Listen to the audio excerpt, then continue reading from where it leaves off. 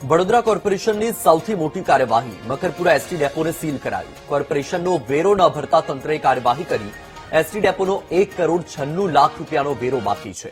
વેરો બાકી હોવાથી એસટી ડેપોની તમામ ઓફિસને સીલ કરવામાં આવી। મહાનગરપાલિકાના વોર્ડ નંબર 19ની ટીમે કાર્યવાહી કરી। બસ ડેપોમાં પૂછપરછ રૂમ સિવાય તમામ ઓફિસ સીલ કરવામાં આવી। તો આ મુદ્દે વધુ માહિતી આપી રહ્યા છે સંવાદદાતા માનુ ચાવડા। માનુ, મકરપુરા એસટી ડેપોને સીલ કરવામાં આવ્યું છે, કરોડો રૂપિયાનો વેરો નથી ભરવામાં આવ્યો, તો સવાલ એ થઈ રહ્યો છે કે આટલી આવક થાય છે તેની સામે આટલો વેરો કેમ બાકી, અને આટલી મોટી રકમ સુધી વેરો વસૂલવાનો બાકી હતો ત્યાં સુધી શું કર્યું તંત્રએ?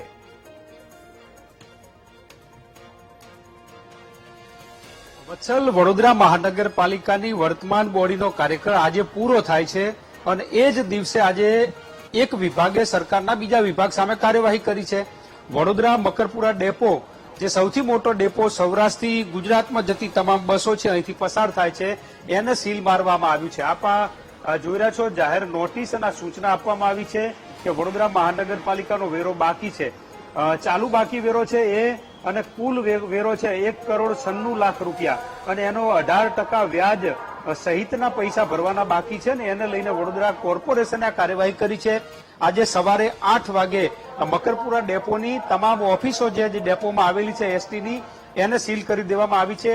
આપ આ જોઈ રહ્યા છો, લાગત તમામ જે ઓફિસોના રૂમ છે એને સીલ કરી દેવામાં આવ્યા છે। વડોદરા કોર્પોરેશને આ કાર્યવાહી કરી છે।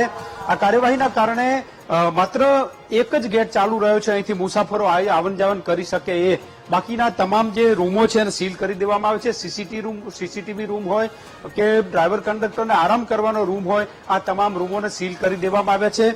વડોદરા કોર્પોરેશનના અધિકારીઓ કાર્યવાહી કરીને તો ગયા, પરંતુ ત્યારબાદ ખબર પડી કે કંટ્રોલ રૂમ તો સીલ કરી દેવામાં આવ્યો છે, એટલે કંટ્રોલ રૂમમાં જે બેસે છે કંટ્રોલર, એમને પણ થોડા સમય માટે બહાર બેસી અને કાર્યવાહી કરવી જોઈએ।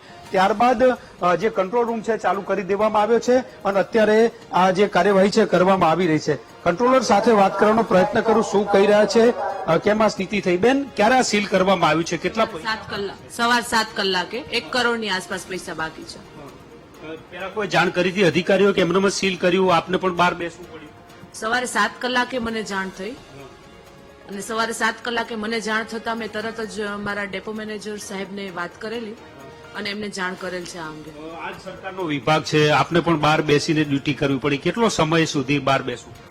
હું 3 કલાકની આસપાસ બેઠી હતી બારે। 10 કલાકની આડેગાળે લોકો આવ્યા હતા અને મારી ઓફિસ ખોલી આપી, અને ત્યાર પછી આગળની કામગીરી મેં ઓફિસની અંદર કરેલી।